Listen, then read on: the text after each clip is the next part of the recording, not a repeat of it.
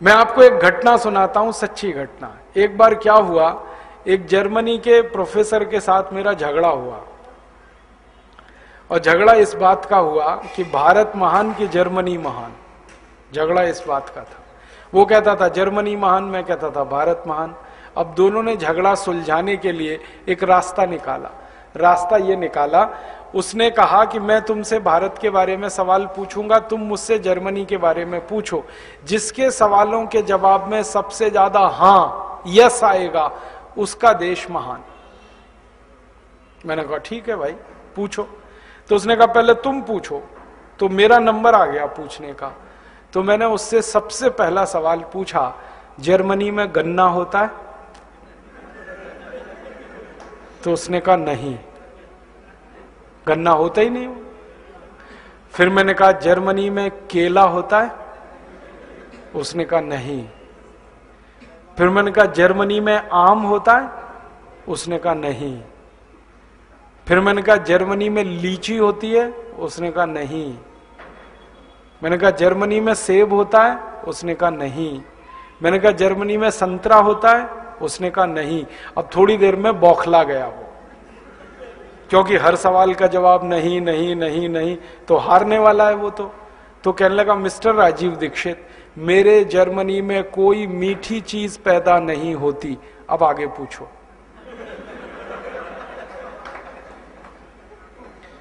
तो मैंने कहा चलो अब दूसरा सवाल है। मैंने कहा जर्मनी में पालक होता है? पालक, क्योंकि पालक तो मीठा नहीं है। तो उसने कहा नहीं। मैंने कहा जर्मनी में मेथी होती है? मेथी? उसने कहा नहीं। मैंने कहा जर्मनी में मूली होती है? मूली? उसने कहा नहीं। फिर थोड़ी देर में बौखला गया। मैंने पूछा धनिया होता है? उसने कहा नहीं। मैंने पूछा पुदीना होता है? उसने कहा नहीं। फिर थोड़ी देर में कहने लगा मिस्टर राजीव दीक्षित, हरे पत्ते की कोई चीज मेरे देश में पैदा नहीं होती, अब आगे पूछो। तो मैंने कहा अब तुम ही बता दो होता क्या है इस देश में। हरे पत्ते की कोई चीज तुम्हारे यहां नहीं होती, मीठी चीज तुम्हारे यहां पैदा नहीं होती, होता क्या है? तो उसने कहा जर्मनी में दो ही चीजें पैदा होती हैं, एक तो आलू और दूसरी प्याज। अब आलू में प्याज मिला के खा लो या प्याज में आलू मिला के खा लो, दो ही चीजें हैं हमारे पास। फिर मैंने उससे आगे पूछा, मैंने कहा फिर ये जर्मनी के जो बड़े बड़े डिपार्टमेंटल स्टोर्स हैं, यहां तो सब माल भरा पड़ा है, यहां तो आम भी मिल रहा है, यहां तो शकरकंद भी मिल रहा है, संतरा भी मिल रहा है, केला भी मिल रहा है, यहां तो सेब भी मिल रहा है, ये सब कहां से लाते हो जब तुम्हारे यहां कुछ नहीं होता? तो उसने कहा ज्यादातर ये माल भारत से आता है।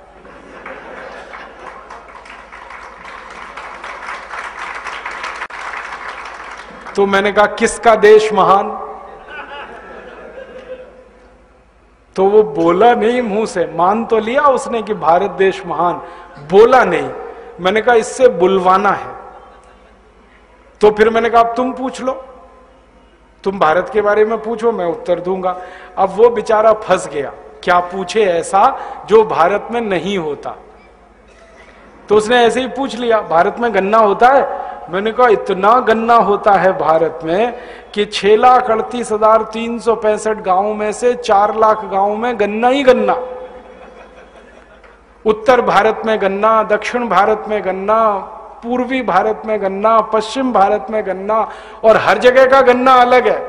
कहीं लाल गन्ना, कहीं काला गन्ना, कहीं हरा गन्ना, कहीं पीला गन्ना, कहीं गन्ने में रस बहुत ज्यादा है, कहीं गन्ने में रेशा बहुत ज्यादा है।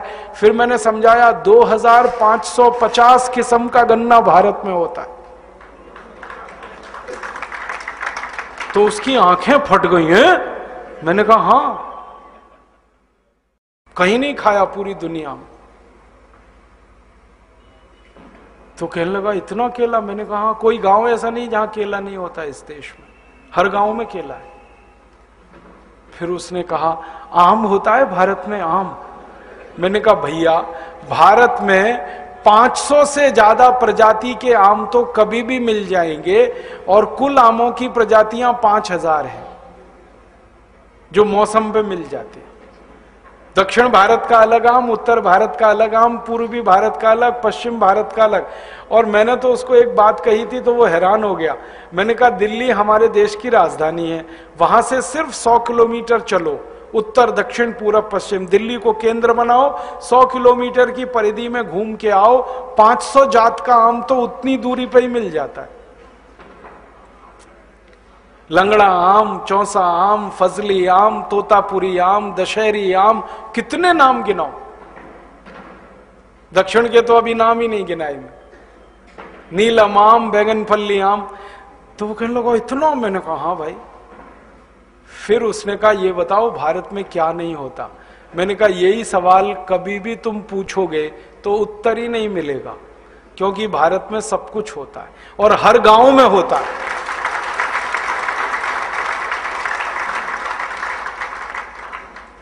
जितना दुनिया के 20-25 देशों में कुल मिलाकर होता है, उतना भारत के एक एक गांव में होता है। ऐसा देश है भारत। माने भगवान की बड़ी कृपा है इस देश पर।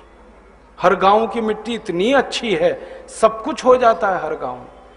हमारे पुराने बुजुर्ग कहा करते थे कि हर गांव में इतना होता था कि खाली नमक बाहर से लाना पड़ता था बस, और कुछ नहीं, क्योंकि नमक सब जगह नहीं होता इस देश में। नमक सिर्फ समुद्र के किनारे वाले गांवों में होता है। नमक छोड़कर हर चीज हर गांव में होती है, कुछ लाना ही नहीं पड़ता बाहर से। इतना स्वावलंबी देश रहा है ये देश भारत, और इतना समृद्धशाली है, इतना समृद्धशाली कि हर गांव में सैकड़ों किस्म की चीजें पैदा हो इस देश में।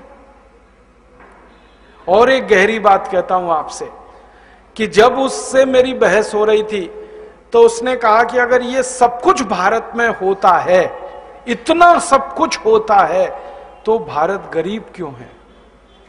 इसका उत्तर मेरे पास नहीं था। इतना सब कुछ होता है तो तुम गरीब क्यों हो? क्यों जर्मनी के सामने कटोरा लेके भारत की सरकार भीख मांगती है हर साल? क्यों कर्ज लेते हो तुम हमसे? क्यों अमेरिका जाते हो कर्ज मांगने के लिए?